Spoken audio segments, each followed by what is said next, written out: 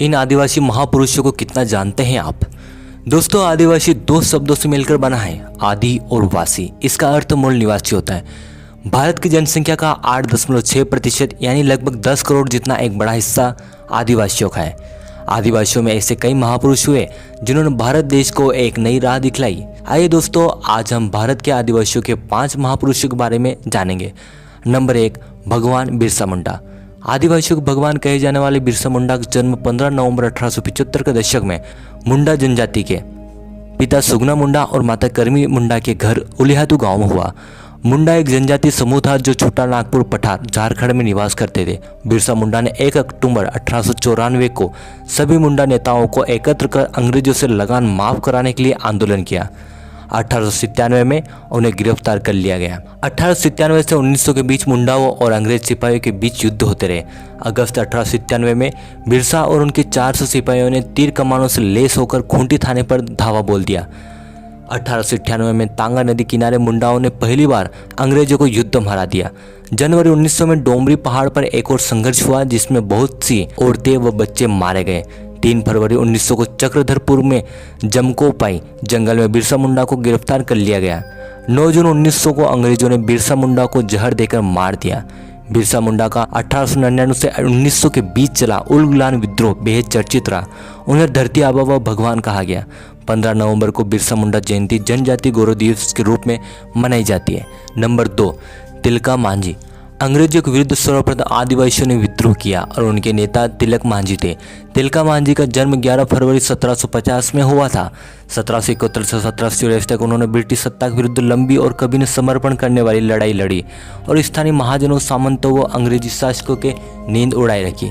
तिलका मांझी ने 1778 ईस्वी में पहाड़ी सरदारों से मिलकर रामगढ़ कैंप पर कब्जा करने वाले अंग्रेजों को खदेड़कर कैंप को मुक्त कराया। 1784 में उन्होंने क्लीवलैंड को मार दिया। बाद में उनके गुरिल्ला सिपाहियों पर अंग्रेजों ने ताबड़तोड़ हमले किए और उन्हें गिरफ्तार कर लिया। कहते हैं कि तिलका मांझी को 4 घोड़ों से बांधकर घसीटते हुए भागलपुर लाया गया, पर मीलों घसीटे जाने के बावजूद वह लड़ाका जीवित था। खून में डूबी उनकी देह तब भी गुस्सेल थे और उनकी आंखें बिरतानियों को डरा रही थी। अंग्रेजों ने भागलपुर चौराहे पर एक विशाल वटवृक्ष पर सरेआम लटकाकर उनकी जान ले ली। नंबर 3, टट्या भील। इंडियन रॉबिन हुड नाम से पूरे भारत में विख्यात महान स्वतंत्रता सेनानी टट्या भील का जन्म 1842 में मध्य प्रदेश के खंडवा में हुआ। इनका वास्तविक नाम टंडरा था। वे 1878 से 1890 के बीच भारत में सक्रिय स्वतंत्रता सेनानी थे। 1818 में मराठा शासन के बाद सतपुड़ा के बहादुर भीलों ने अंग्रेजों के नाक में दम कर दिया। टट्या भील गुरिल्ला युद्ध नीति में पारंगत थे। ऐसा कहा जाता है कि टट्या जी भील में अलौकिक शक्तियाँ थी। कहते हैं कि वे ब्रिटिशों को लूटकर गरीबों में धन बांट दिया करते थे। उनकी पहुंच वर्तमान मध्य प्रदेश, राजस्थान, गुजरात और महाराष्ट्र तक थे। टट्या जी भील को सभी लोग मामा कहकर पुकारते थे। 4 दिसंबर 1890 को जबलपुर जेल में टट्या जी भील को फांसी दी गई। उनका मंदिर पाताल पानी में स्थित है। नंबर 4, राणा पूंजा। लेखक नैन्सी के अनुसार पानारवा में भील राजा राणा दयालदास का शासन था। 1990 में प्रकाशित Maharana Pratap and his times पुस्तक के अनुसार पानारवा ठिकाने के भील राजा राणा हरपाल के पोते राणा पूंजा थे। राणा पूंजा का जन्म दुदा होलंकी और माता केरीबाई के यहाँ हुआ। राणा पूंजा भोमट पानारवा के शासक थे। जब मेवाड़ पर मुगलों का संकट उभरा तब महाराणा प्रताप ने राणा पूंजा जी को याद किया। राणा पूंजा जी के पास मेवाड़ और मुगल दोनों ही सहायता प्राप्त करने आए थे। तब राणा पूंजा ने मेवाड़ का साथ दिया। भील सरदार राणा पूंजा के ही सहयोग के कारण मेवाड़ सुरक्षित रहा।